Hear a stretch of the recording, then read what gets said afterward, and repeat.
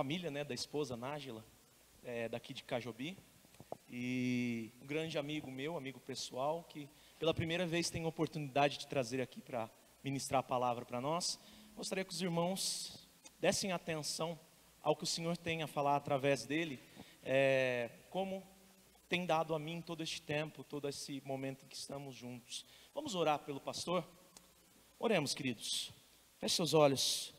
Deus amado, nós te louvamos, Senhor, e bendizemos a Ti, gratos pela oportunidade, Senhor, que temos de em mais uma ocasião ouvirmos a Tua palavra. E pedimos, Senhor, que o Senhor seja com o Teu servo neste momento, que toda a luz do Teu Espírito Santo, meu Pai, venha resplandecer neste tempo, para que a Tua palavra ser ministrada, Senhor, seja fiel e exatamente como o Senhor deseja que chegue aos nossos corações, trazendo mudança, trazendo redenção, trazendo restauração, pelo poder que há em Ti, meu Pai, no santo Evangelho. Nós oramos a Ti, Senhor, no nome de Jesus. Amém.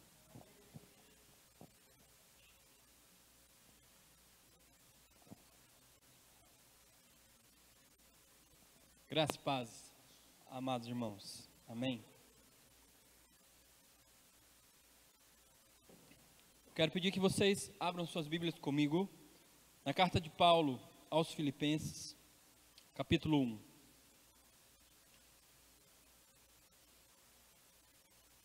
Efésios 1, perdão. Efésios, capítulo 1.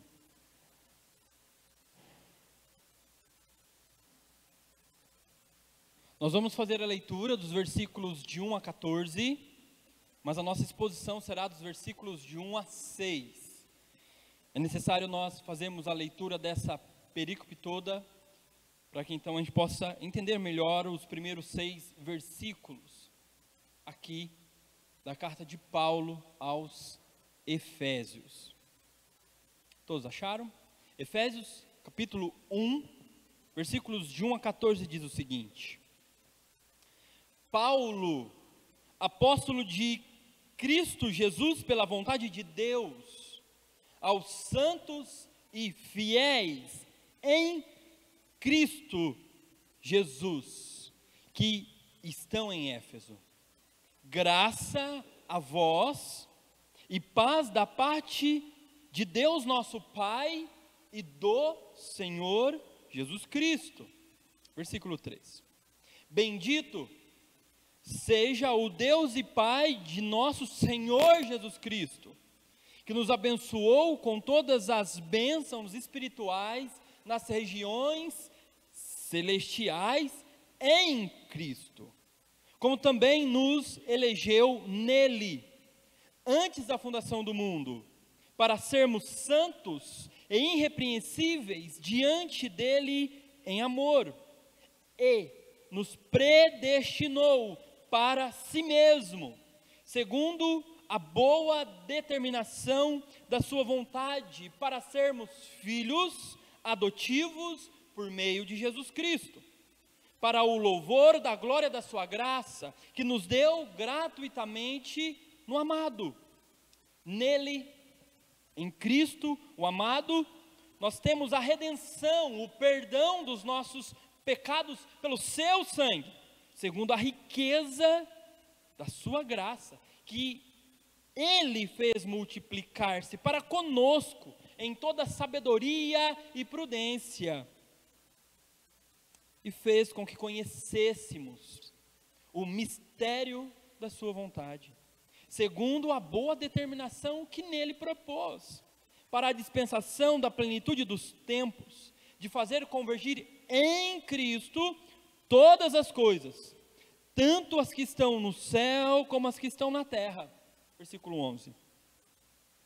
Nele também fomos feitos herança, predestinados, conforme o propósito daquele que faz todas as coisas segundo o desígnio da sua vontade, a fim de sermos para o louvor da sua glória. Nós, que antes havíamos esperado em Cristo, nele também vós, tendo ouvido a palavra da verdade, o evangelho da vossa salvação, e nele, crido, fostes selados com o Espírito Santo da promessa, que é a garantia da nossa herança para a redenção da propriedade de Deus, para o louvor da sua glória. É claro que este texto para nós podemos olhar para ele em três partes. A primeira parte nós vemos um Deus que nos escolhe, versículos de 1 a 6. Nós somos redimidos em Cristo, versículos de 7 a 12. E nós somos selados pelo Espírito Santo.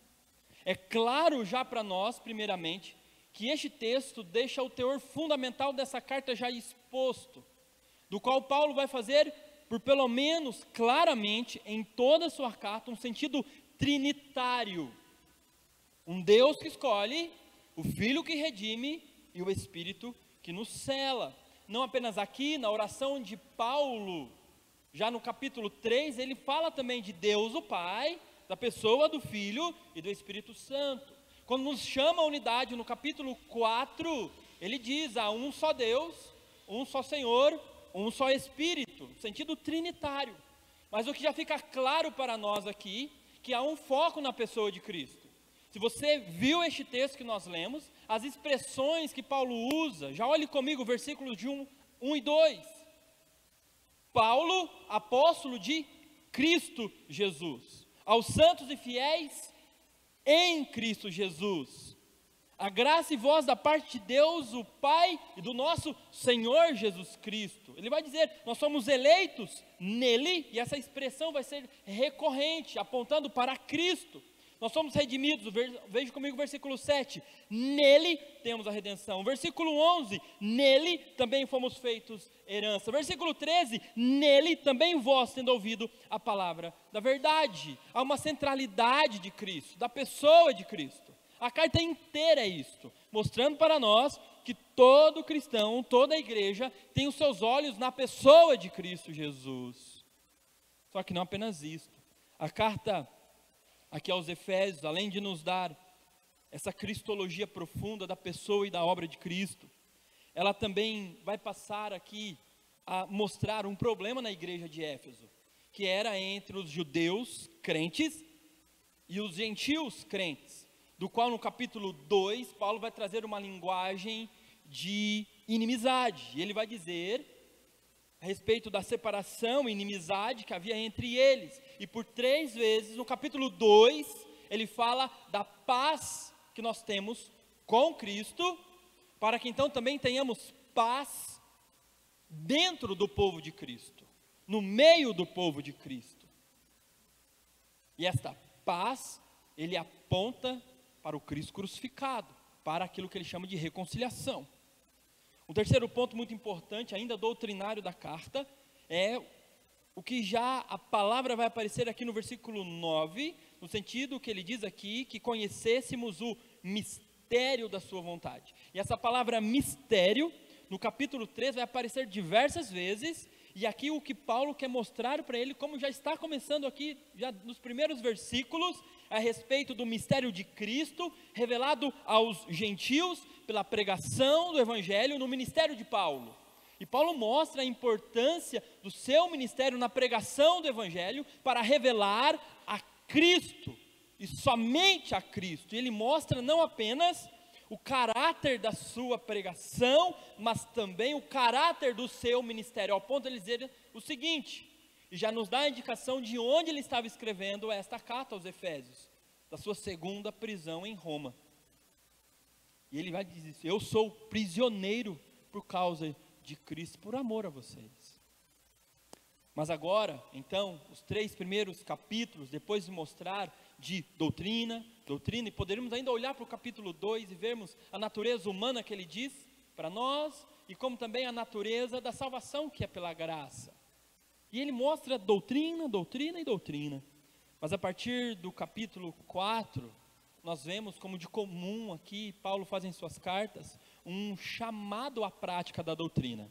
É aquilo que nós olhamos para as Escrituras e vemos como que a ortodoxia, ela precede a ortopraxia, ou seja, a doutrina correta precede a prática correta. O ensino correto precede, vem antes da vida correta. E Paulo vai fazer isso não só aos filipenses, como aos colossenses, aqui em Efésios, aos filipenses, aos colossenses, em maioria de suas cartas.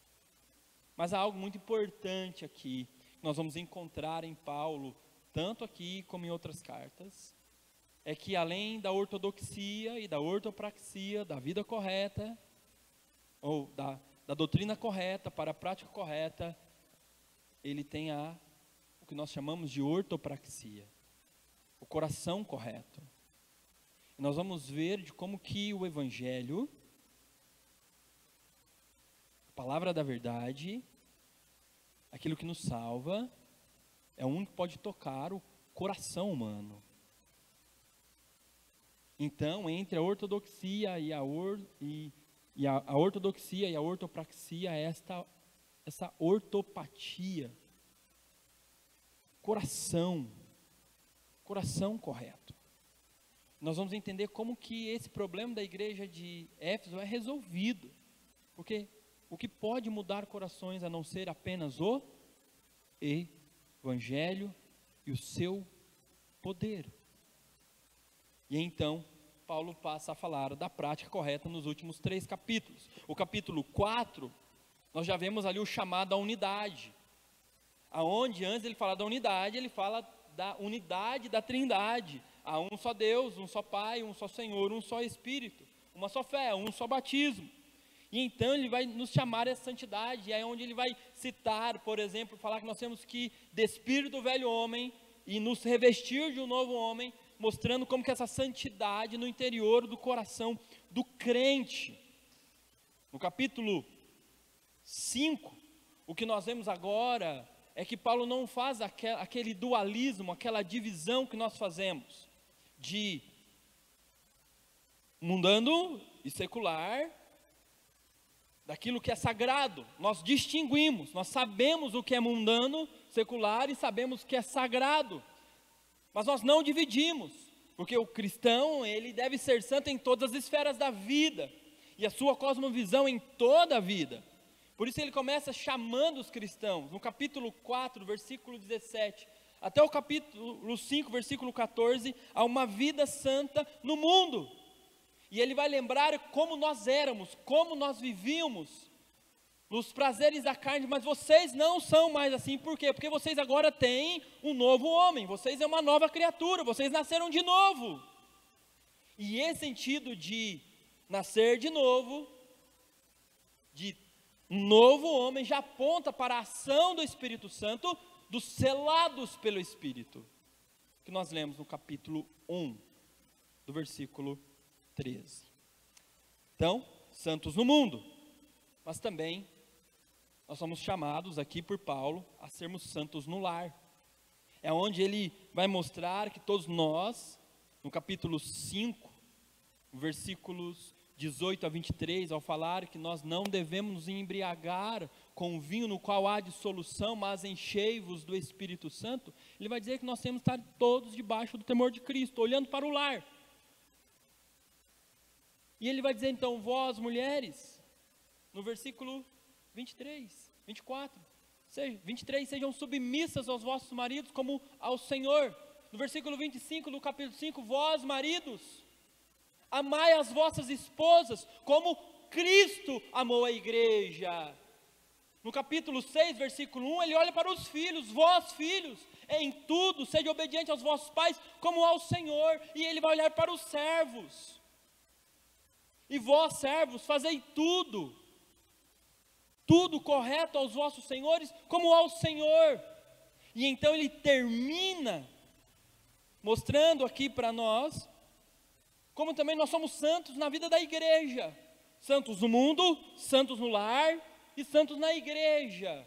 Ao mostrar para nós no versículo 32, onde ele faz aquilo que é o que mais chega próximo da união de Cristo com a sua igreja, ele dá um exemplo muito claro, que é a união do marido com a sua esposa, e mostrando como nós somos santificados, mas agora olhando para a vida da igreja.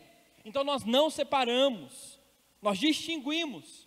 Os crentes são santos no mundo, são santos no lar e são santos na igreja. E ele termina o capítulo 6 de algumas recomendações, lembrando quem está com ele, quem está escrevendo essa carta, o motivo da carta, a uma despedida amorosa. E eu quero que vocês olhem comigo o versículo 24 do capítulo 6. Pode ser os versículos 23 e 24, ele diz: a paz esteja com os irmãos, e também o amor com fé, da parte de Deus Pai e do Senhor Jesus Cristo.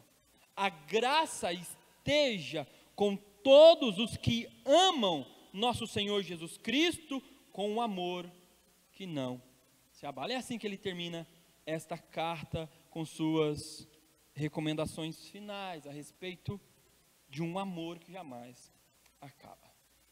Isso é o que nós vemos em todo capítulo, ou em toda a carta de Paulo aos Efésios.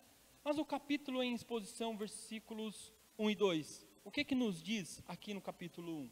Primeiramente, essa é a saudação trinitária de Paulo, que nós já vimos.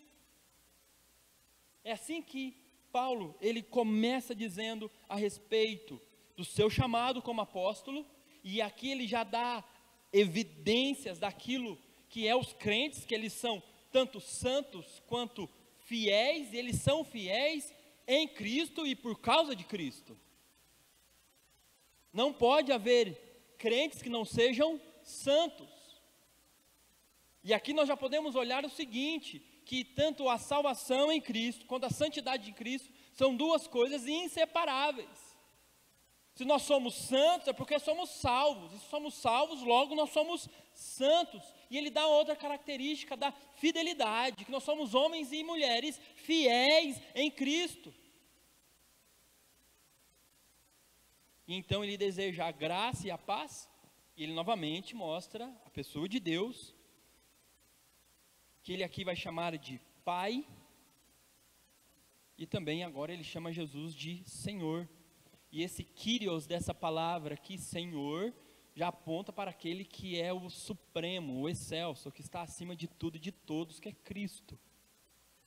Então nós já podemos olhar para esses dois versículos e ver que nós somos santos e fiéis em Cristo, porque Ele é o Senhor de tudo, Ele guia todas as coisas, Ele é soberano sobre a vida da igreja, a vida do seu povo, sobre nossa vida.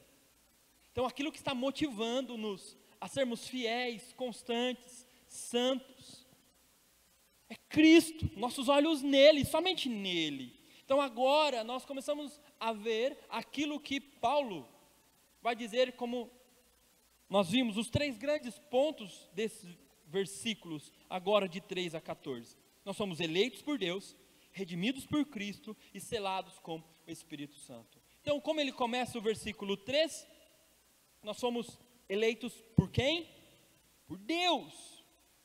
E ele diz que este Deus, ele é também aqui Pai do nosso Senhor Jesus Cristo, ele já nos abençoou, e essa já é a nossa posição diante de Deus, de um povo abençoado. E aqui nós temos as promessas, e não só as promessas, mas as bênçãos celestiais em Cristo sobre nós.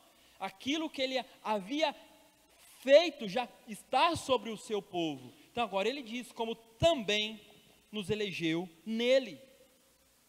Nós somos escolhidos por Deus, e não apenas isso, o texto também nos mostra o tempo dessa eleição, que é antes da fundação do mundo.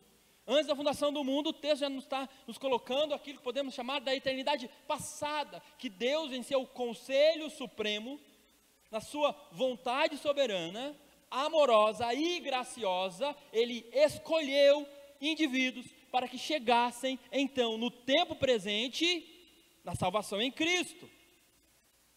Então, antes do pecado, antes de toda a criação, Deus, em seu plano eterno, daquilo que era para nós mistério antes de ser revelado em Cristo, ele havia escolhido aqueles que chegariam à salvação em Cristo.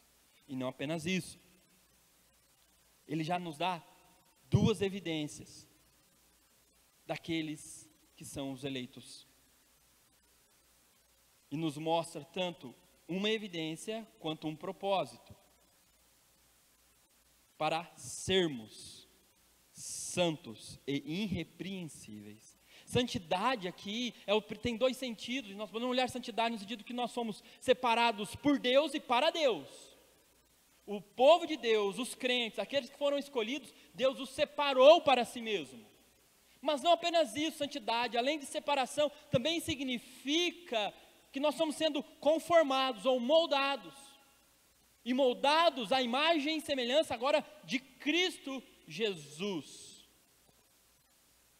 Então, o modelo que todo cristão tem que ter para uma vida santa é Cristo. Quem Ele é, o que Ele fez, o que Ele falou, o que Ele ensinou. Mas não apenas isso, quando Ele diz o sentido aqui de irrepreensível, Ele está nos falando de uma integralidade de vida correta em Cristo. Não quer dizer que os cristãos não têm erro nenhum, que eles não possam ser corrigidos ou exortados, mas essa irrepreensibilidade, essa integralidade, ela só se dá porque Cristo é o nosso Senhor. Mas também perceba agora, que Paulo já nos mostra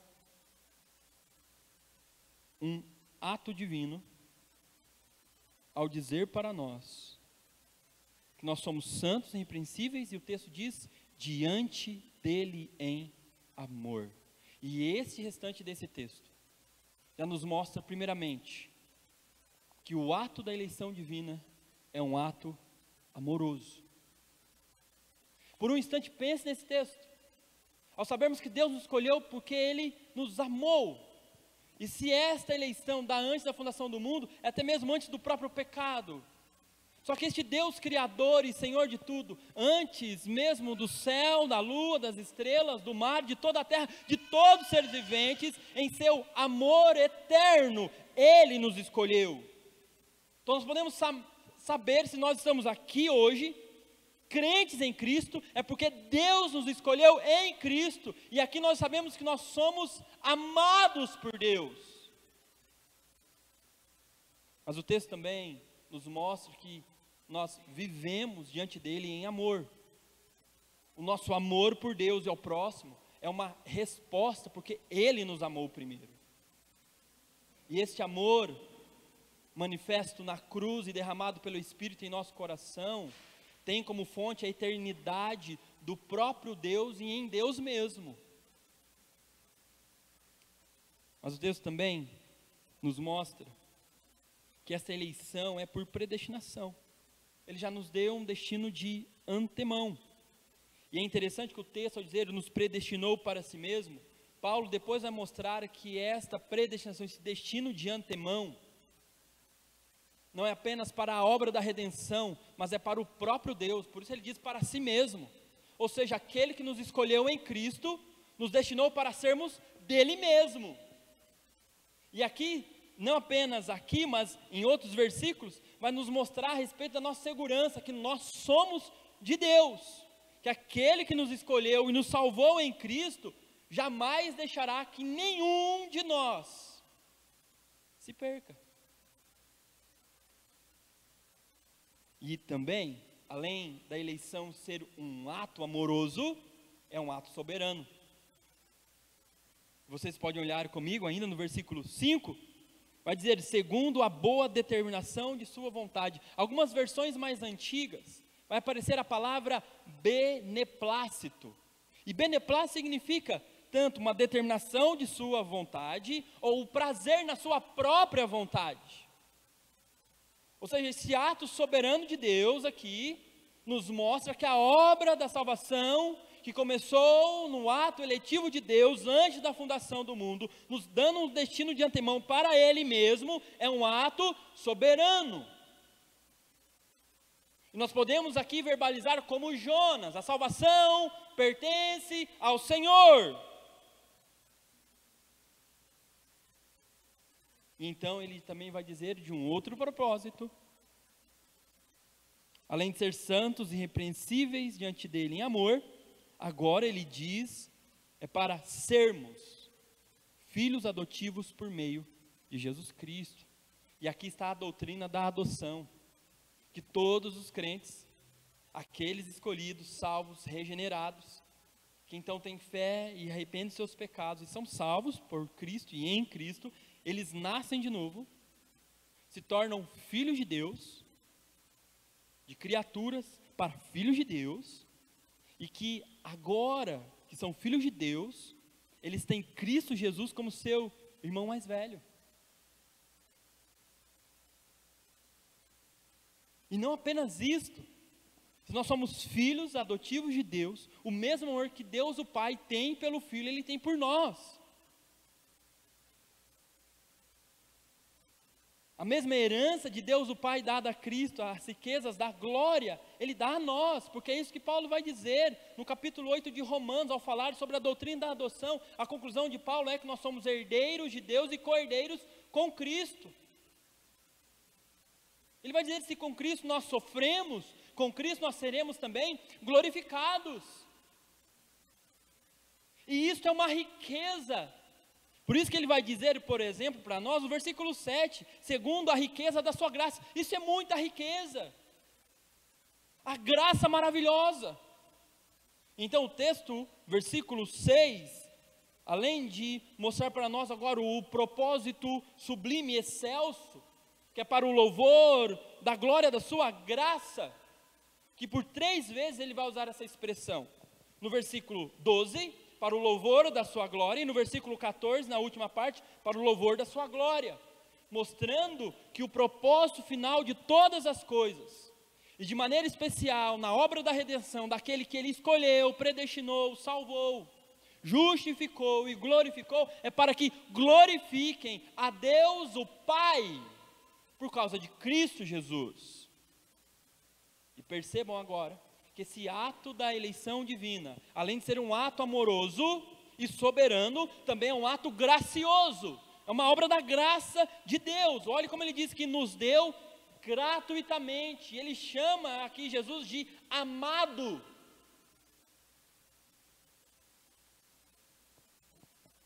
A obra da eleição é uma obra graciosa, é imerecida.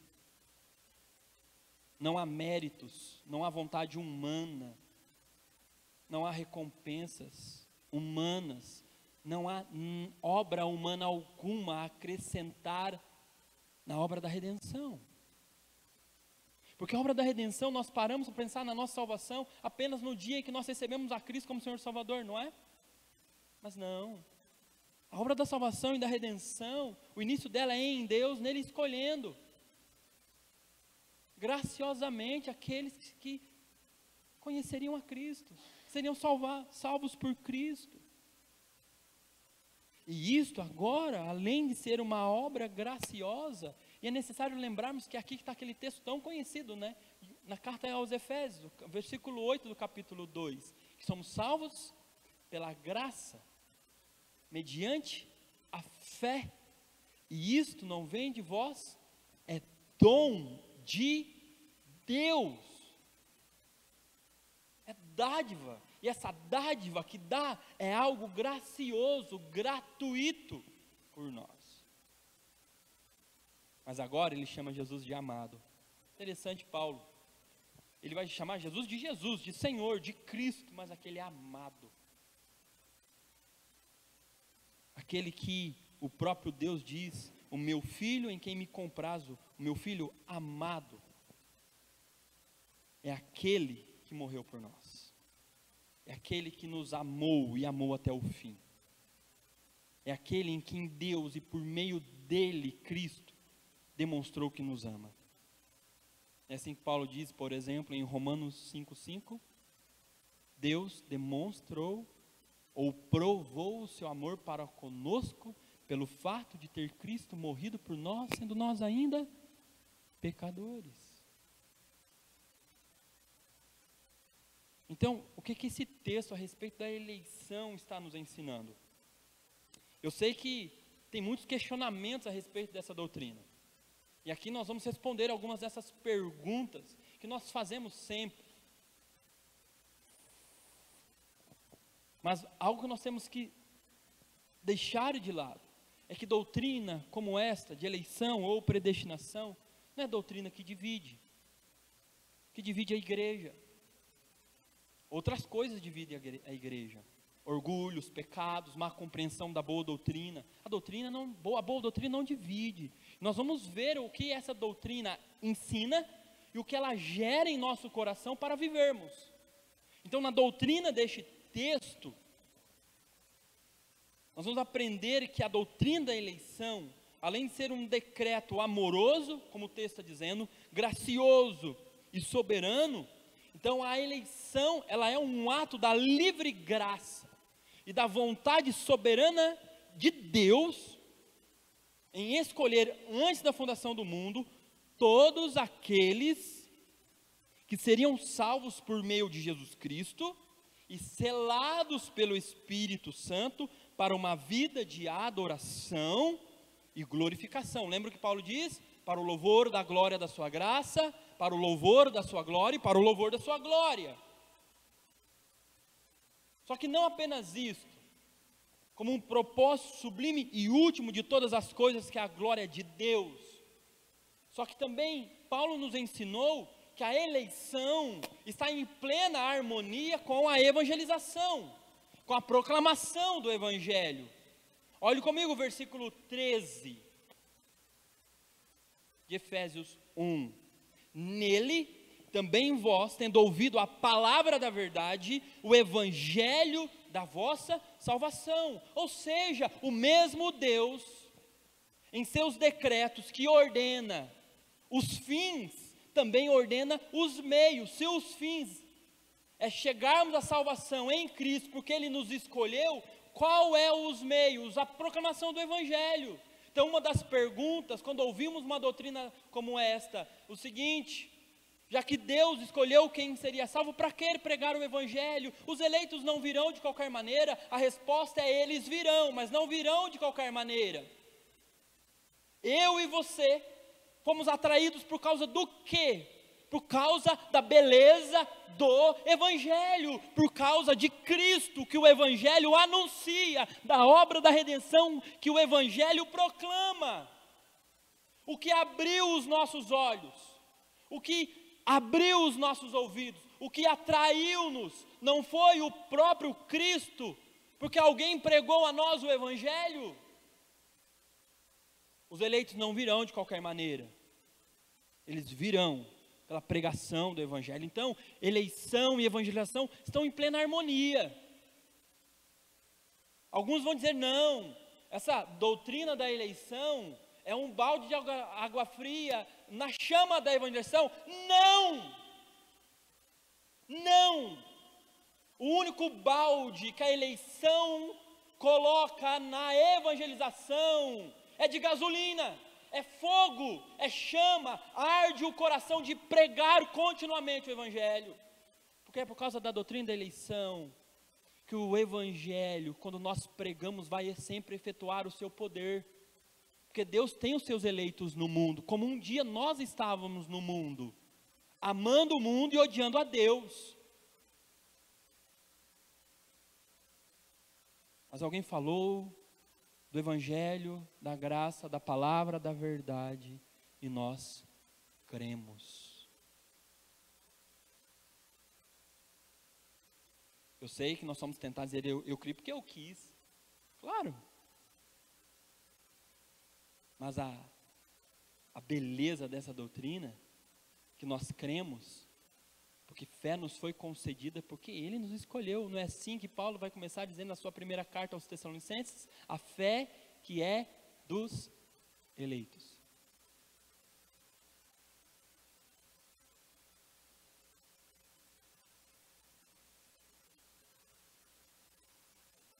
Não apenas isso, se vocês olharem comigo, por exemplo, Paulo não vai fazer só isso, mostrar de eleição e evangelização.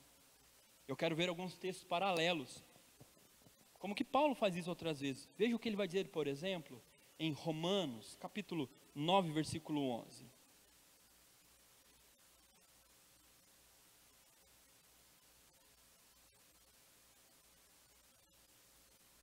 Se referindo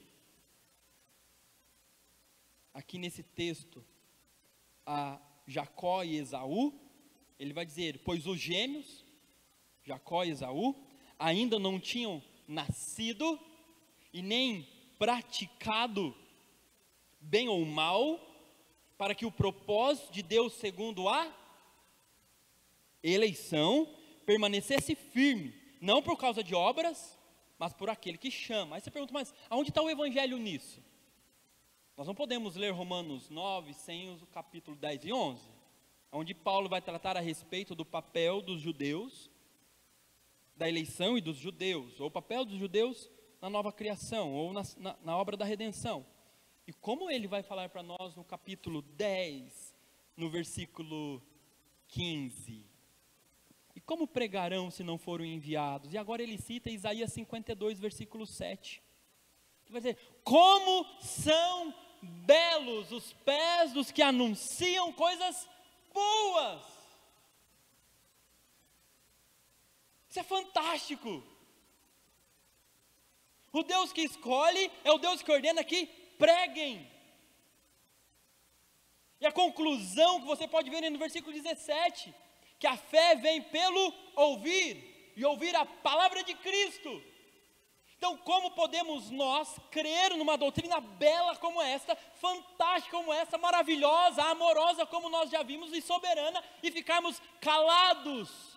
Não, nós continuamos pregando, falando, proclamando, anunciando a salvação somente em Cristo, pregando a palavra de Cristo, onde Ele vai gerar a fé salvífica naqueles que Ele escolheu.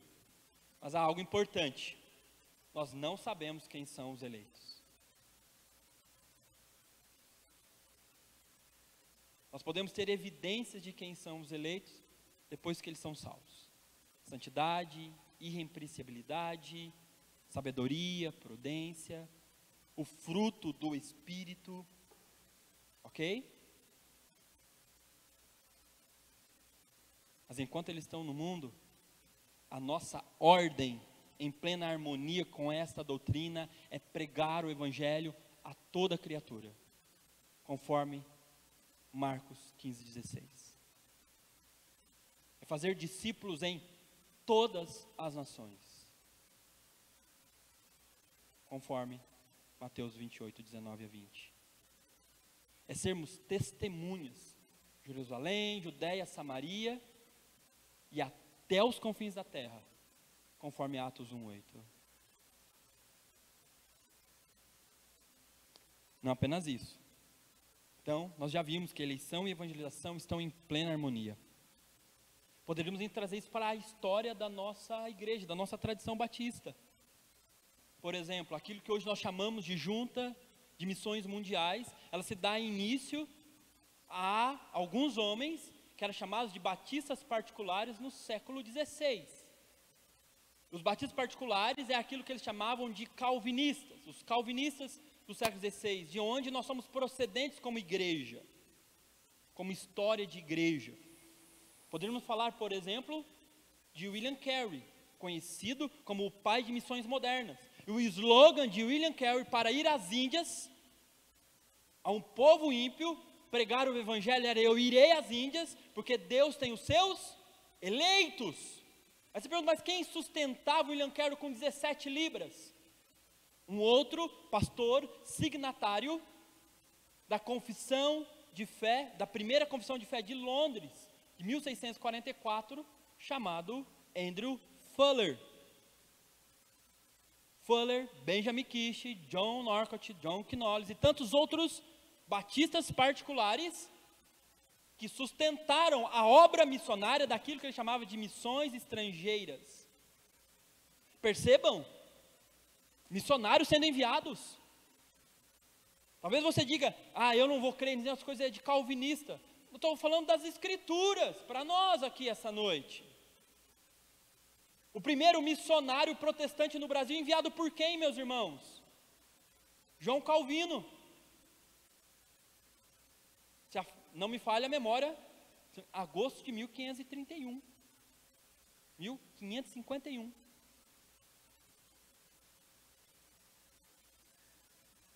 Que foram mortos na Baía de Guanabara. João Calvino, em todo o seu ministério, sustentou mais de 1.700 missionários. Então, como podemos nós olhar para uma doutrina dessa e achar que isso não muda a nossa visão sobre evangelização e missões? Estão percebendo que isto nos impele? Mas não apenas isso. A doutrina da eleição também, segundo Efésios capítulo 1, nos dá a segurança eterna, a segurança da salvação. E nós estamos saindo de um contexto que nós vimos muitas pessoas morrerem. Talvez a morte bateu na porta da sua casa. E nós passamos a ter muito medo da morte. E há algo muito importante. Se eu te perguntar se você é salvo, você vai responder, sim, eu sou salvo. Mas se eu te perguntar, você tem segurança da sua salvação, que você jamais vai perdê-la, talvez você pense 2 vezes antes de falar um sim. E a boa notícia é que a doutrina da eleição, ela nos dá essa segurança eterna, essa segurança da salvação. Primeiramente, porque como nós já vimos que a eleição é um ato soberano, gracioso e amoroso, que ela não deposita nenhuma confiança em nós mesmos, mas no próprio Deus. E ao olharmos para essa segurança, ao falarmos dessa eleição por predestinação, perceba como os versículos 11 e 14 vai nos dizer o seguinte a respeito, que nós fomos feitos herança, predestinados conforme o propósito daquele que faz todas as coisas segundo o desígnio da sua vontade. E o versículo 14 vai dizer que nós somos a garantia da nossa, que é a garantia da nossa herança, esse sentido aqui agora, de que nós somos selados com o Espírito Santo. E esse sentido de selo do Espírito Santo, Paulo está tirando essa linguagem daquilo que era um selo colocado nas cartas ali no primeiro século, onde eles escreviam a carta, colocavam-se a cera e havia um selo, se por um rei, o anel do rei, ou um selo que seria enviado. E ninguém podia abrir aquela carta ou rasurar aquela carta, que o preço da rasura de uma carta era a própria vida daquele que estava levando a carta.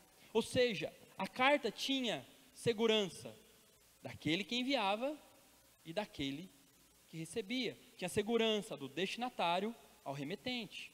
Nada mais que nada menos o que o texto está nos ensinando, que a pessoa do Espírito que em nós habita, que está em nós, é esse selo de garantia, que Deus nos escolheu, que agora nós temos o Espírito Santo por causa do novo nascimento, e que nós somos guardados por Deus em Cristo Jesus. Mas não apenas nesse texto, nós podemos olhar, por exemplo, para o Evangelho de Mateus.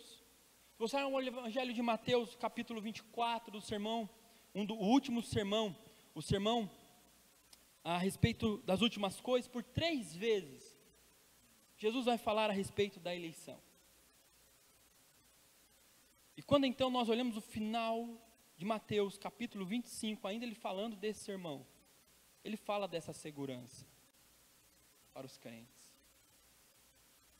Ou quando nós olhamos, por exemplo, para o Evangelho de João, capítulo 15, versículos 16 e 19, quando ele vai dizer no versículo 16, não fosse vocês que escolheram a mim, mas eu escolhi a vós outros. Ele vai dizer, eu vos escolhi do mundo, porque vocês não são mais do mundo, porque vocês fossem o mundo amaria vocês, mas eu vos escolhi do mundo. O que ele diz no Evangelho de João, capítulo 17, ele ainda falando para nós, vai dizer, olha, nenhum daqueles que o Pai me deu irá se perder. Ele vai citar a expressão, aqueles que me deste, e esse ato de dar é o ato de ter nos escolhido Deus o Pai e ter nos dado a Cristo.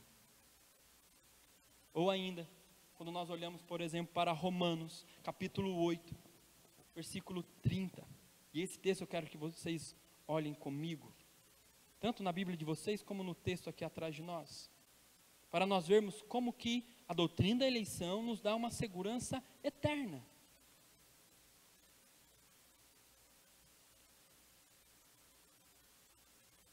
Versículo 30 e 33, ele vai dizer, e os que predestinou, nós já vimos que a eleição é por predestinação, a eles também chamou, e aos que chamou, a eles também justificou, e os que justificou, a eles também glorificou. Olha o versículo 33, vai fazer uma pergunta agora. Quem trará alguma acusação contra os escolhidos de Deus? E o que Paulo vai fazer aqui agora, dos versículos 31 a 39, nós vamos ler esses versículos. É um cântico da vitória, de alguém que está convicto, em plena certeza, de que nada e ninguém, coisas do presente, do porvir, sejam coisas poderosas ou não, vai nos separar de Deus. Mas lembre-se, ele havia dito sobre a doutrina da eleição e predestinação. Então ele diz: portanto, que diremos diante dessas coisas? Se Deus é por nós, quem será contra nós? Aquele que não poupou nem o seu próprio filho, mas pelo contrário o entregou por todos nós, como não nos dará também com ele todas as coisas? Quem trará alguma acusação contra os escolhidos de Deus? É Deus quem os justifica. Quem os condenará? Cristo é quem morreu, ou pelo contrário, quem ressuscitou dentre os mortos, o qual está à direita de Deus e também intercede por nós. E perceba como Paulo vai agora aprofundar esta segurança cantando, expressando adoração. Quem nos separará do amor de Cristo? E ele começa a fazer perguntas retóricas: será a tribulação, a angústia, ou a perseguição, ou a fome, ou a privação, o perigo, ou a espada? Como está escrito: por amor de ti somos entregues à morte todos os dias, fomos considerados como ovelhas para o matadouro. Mas em todas essas coisas somos mais que vencedores por meio daquele que nos amou. Pois tenho certeza, convicção, de que nem a morte, nem a vida, nem anjos, nem autoridades celestiais, nem as coisas do presente, nem do futuro, nem poderes, nem altura, nem profundidade, nem qualquer outra criatura poderá nos separar do amor de Deus que está em Cristo Jesus, nosso Senhor. Isso é segurança. Essa segurança não é por causa de você, da sua inteligência, do seu conhecimento teológico, da sua riqueza, da sua sabedoria, não. É por causa do amor de Deus em Cristo Jesus. Mas a evangelização também, ou a eleição, nos leva à adoração. Foi assim que nós vimos em Efésios capítulo 1, por 3 vezes. E Paulo faz isso também em Romanos 11. Ouça alguns versículos de Romanos 11, 5, 7 e 28. Falando a respeito da doutrina da eleição.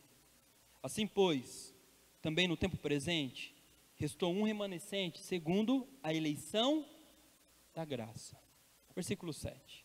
E então, o que Israel está buscando, isso não alcançou.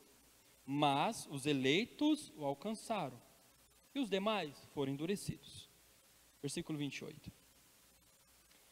Quanto ao evangelho, eles são, na verdade, inimigos por causa de vós. Mas quanto à eleição, amados por causa dos patriarcas. E aqui há algo muito incomum na igreja de Roma, quanto na igreja de Éfeso. Uma rincha, ou ainda um problema entre crentes judeus, crentes gentios, que Paulo está dando a mesma resposta, ok? Eleitos para adoração. Aí você me pergunta, aonde Paulo está adorando? Olhe comigo os versículos 33 a 36 de Romanos 11. Ó profundidade da riqueza, da sabedoria e do conhecimento de Deus! Quão insondáveis são os seus juízos e quão inescrutáveis os seus caminhos. Pois quem conheceu a mente do Senhor, quem se tornou seu conselheiro, quem primeiro lhe deu alguma coisa para que lhe seja recompensado? E então ele mostra a adoração aqui, exaltando o conhecimento, a sabedoria de Deus, em tudo que ele havia falado, de um Deus que escolhera. E por fim ele diz, porque todas as coisas são dele, por ele e para ele, a ele seja a glória eternamente, amém. O que nós vamos passar em toda a eternidade, com toda a criação redimida, os anjos, os serafins, os querubins? O que o povo redimido vai fazer, conforme João escreve em Apocalipse, senão adorando a Deus, cantando e glorificando por toda a eternidade? Aquilo que nós fazemos como igreja, e eu vou parafrasear o que Spurgeon dizia, que a igreja é uma pequena parte do antegozo do céu. E o que nós podemos dizer, que todos aqueles que compreendem biblicamente a eleição, podem provar na vida da igreja, uma pequena parte desta alegria eterna, que um dia nós vamos estar, diante de Deus, com o povo de Deus, redimidos por Deus, porque foram escolhidos por Deus, que é adoração. E não vai ser algo monótono. Quando nós lemos Apocalipse, e vemos todos os seres adorando ao Cordeiro de Deus, é uma visão fantástica, daquilo que nós vamos passar em toda a eternidade. Mas nós somos chamados a fazer isso aqui e agora, como povo de Deus. Mas há 5 pontos práticos aqui, rápidos. Primeira coisa que nós olhamos para essa doutrina, é que ela não gera em nosso coração orgulho. Se você aqui acredita nessa doutrina, e se você não acredita, você vai ter que ler novamente este texto, ler novamente as Escrituras, de Gênesis a Apocalipse, para ver que as Escrituras ensinam esta doutrina. Mas se você a compreende, você é orgulhoso, a má notícia é que você não compreendeu a doutrina da eleição. Porque pelo contrário, além de orgulho, a doutrina da eleição gera humildade. Lembram quando Paulo tem que falar contra o orgulho da igreja de Corinto? O que ele vai dizer, por exemplo, em 1 Coríntios, capítulo 1, versículos 27 a 29 a nós? Que Deus escolheu as coisas loucas do mundo para confundir as sábias. Aqueles que nada são, para reduzir os que são. Para que ninguém se glorie a não ser em Cristo. Então, se você crê nessa doutrina, a humildade vai ser gerada em seu coração. E você vai olhar para Deus e vai ver que não há nada em si mesmo. E a pergunta que você vai fazer para si mesmo é: Senhor, por que eu? Eu me lembro a primeira vez que eu olhei para essa doutrina. Num sábado, eu não lembro o dia exato, mas era um sábado após o meu primeiro seminário na cidade de Ibitinga. Um professor chegou, perguntou o que havia acontecido no dia 31 de outubro de 1517. Os alunos olharam uns para os outros e não sabiam que era o ponto de cume da reforma protestante, quando Lutero afixou as 95 teses na igreja do Castelo, na cidade de Wittenberg, na Alemanha. E passei a pesquisar quando cheguei depois do seminário. E comecei a ler e ler e ler, e cheguei neste texto. Me lembro exatamente que com lágrimas, eu fiz essa pergunta: mas por que eu? Tem outras pessoas melhores, mais sábias. E ao continuar lendo as Escrituras, a resposta de Deus é: porque eu quis. Porque o Senhor assim o quis. Lembre, Ele nos escolheu amorosamente, soberanamente e graciosamente. Humildade. Mas a eleição também gera em nós evangelização e missões. O texto é muito claro: a ouvirem a palavra da verdade, o evangelho da vossa salvação, e só podem ouvir se pregar o evangelho. Portanto, então, pregue a todas as pessoas sobre Cristo Jesus. Anunciem o evangelho de Cristo. E anunciar o evangelho não é anunciar as bênçãos de Deus na sua vida. Não é o que Deus fez em você. Anunciar o evangelho é anunciar o que Deus fez em Cristo. Jesus. Isto é o poder do Evangelho para a salvação daquele que crê. Não apenas isso, o Evangelho também nos impele a missões. Então eu acredito que há um grupo de jovens missionários. Já dei um exemplo de missões para vocês de William Carey e de outros pastores que sustentaram o ministério de William Carey nas Índias. Talvez um dos calvinistas mais conhecidos entre nós que acredita nessa doutrina da eleição no nosso país é um reverendo presbiteriano chamado Augusto Nicodemos Lopes. Os primeiros 5, 6 anos do ministério de Augusto Nicodemos Lopes foi no sertão do Ceará. Esse que vos fala, eu passei com a minha esposa e minha família por 5 anos no sertão da Bahia. Por quê? O que nos impelia? Senão por convicções como uma doutrina desta. Terceiro, a eleição gera um deleite em Deus e na sua vontade. Lembram? Desígnio da sua vontade, na boa determinação da sua vontade. Então quando você lê lá na Bíblia mais antiga, na ARA, na ACF, beneplácito é a boa determinação de sua vontade. E de saber então que nós somos escolhidos por Deus, segundo a vontade, o desígnio dele mesmo. O que isso gera em nós? Deleite, porque Deus assim o quis. A resposta de Paulo talvez é um pouco mais dura, lá em Romanos. Ele vai dizer, não pode o barro dizer ao seu Senhor como ele quer ser feito. Paulo é um pouco mais duro, quando ele faz esse questionamento e já dá uma resposta. O vaso não pode dizer para o seu oleiro que ele quer ser um vaso. O barro não tem autonomia.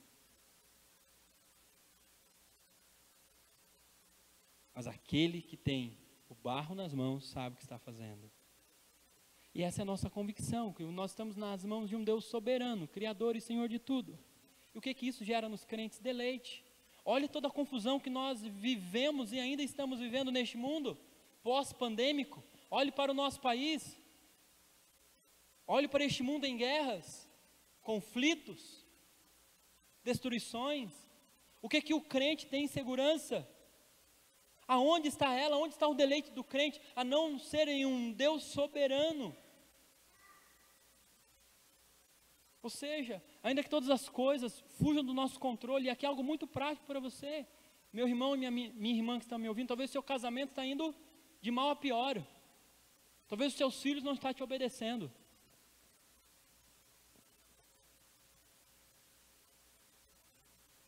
talvez a sua vida não está refletindo nada do Evangelho ou da Palavra de Deus. Em algumas palavras que as pessoas dizem, talvez você esteja naquele deserto impelido por Deus para uma vida em provação. Mas a boa notícia é que nós somos os eleitos de Deus. Ainda que estamos sofrendo acusação ou alguém tentando nos condenar, nós temos que lembrar do que Paulo diz, que ninguém pode levantar acusação contra nós, que ninguém pode nos separar de Cristo. E o que isso tem que gerar no meu e no seu coração, senão deleite e descanso em Deus? Que nós somos o povo eleito e amado de Deus. Quarto, a eleição também gera uma contemplação do sacrifício de Cristo Jesus.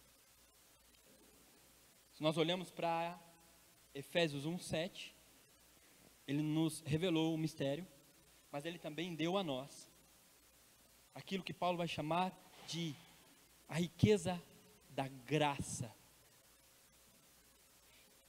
E ele vai dizer, nele nós temos a redenção, apontando para Cristo. Paulo fez isso em outro momento, quando estava com uma igreja muito complicada, como a igreja de Corinto. E um dos pecados da igreja de Corinto, orgulho, divisão por causa da sua liderança, eu sou de Paulo, de Cefas, eu sou de Apolo, eu sou de Cristo. Havia litígio, irmãos levando outros irmãos à justiça comum. Havia um caso grave de imoralidade sexual, de um rapaz tendo relações sexuais com a sua madrasta. Havia um desprezo pela ceia do Senhor, de pessoas tomando antes do que as pessoas mais simples, outros se embriagando. Havia bagunça no culto, desordem no culto, o mau uso dos dons espirituais. Havia um desprezo crescente pela doutrina da ressurreição, onde nós vamos ter em 1 Coríntios 15, o maior escrito que nós temos no primeiro século a respeito da doutrina da ressurreição. E o que Paulo faz no início da sua carta aos Coríntios? Centraliza Cristo, para que eles contemplem Cristo e este crucificado.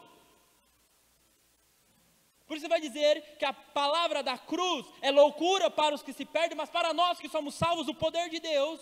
Versículo 17 e 18 do capítulo 1, e o que ele diz do caráter da sua pregação no capítulo 2, versículo 2, quando eu estive entre vós, nada quis saber de vós, a não ser Cristo e este crucificado. O que Paulo está fazendo com a igreja de Corinto, e o que Paulo está fazendo aos Éfesos, e que Deus está fazendo conosco, senão colocando diante de nós, que Ele nos escolheu, mas Ele coloca Cristo como aquele redentor e libertador que Ele chama, que nos dá gratuitamente no amado, para que a gente olhe para Ele e seja salvos. Não era assim que aqueles desobedientes no acampamento em Êxodo,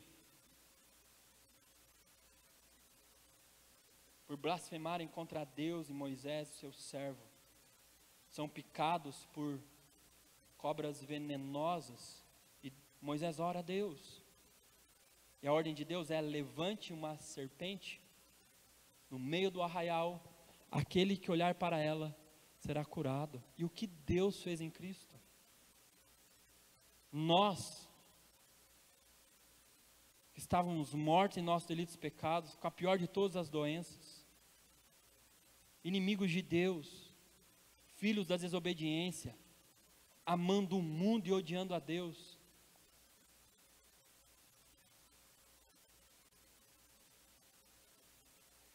Ele levantou Cristo crucificado para que nós olhássemos para Ele. A doutrina da eleição nos leva a ver a beleza de Cristo, do Cristo crucificado. E por último, adoração.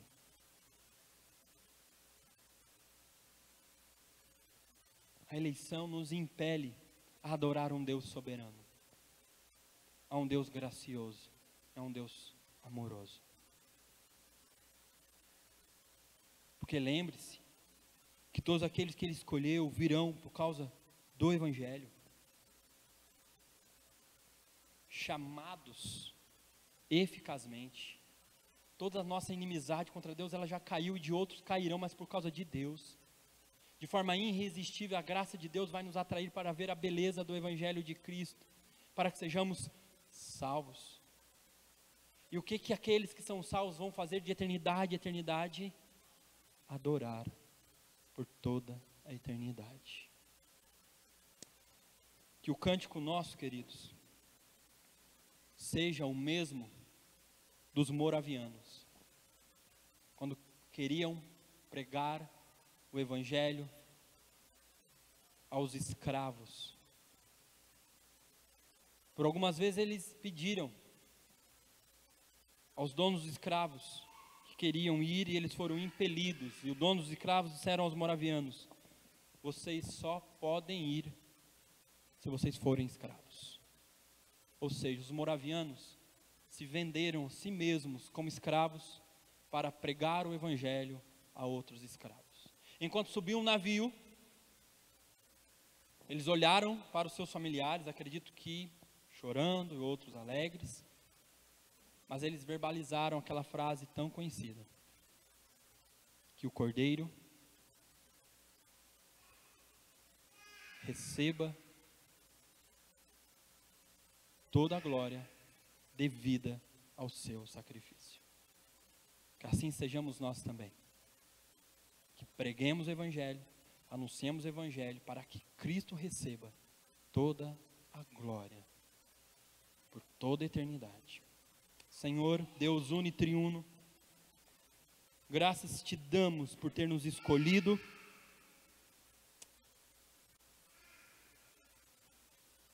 por ter nos redimido em teu Filho, e por ter nos dado a garantia do selo pelo teu Espírito Santo.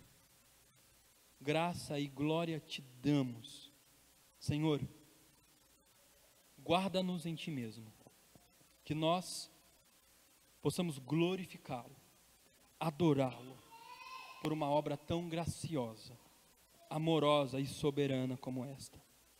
Que o Teu povo, que a Tua igreja, que esta igreja, seja impelida, encorajada a anunciar o poder do Teu Evangelho, que é Cristo Jesus. Graça e glória nós Te damos, ó Deus, em Cristo Jesus. Amém.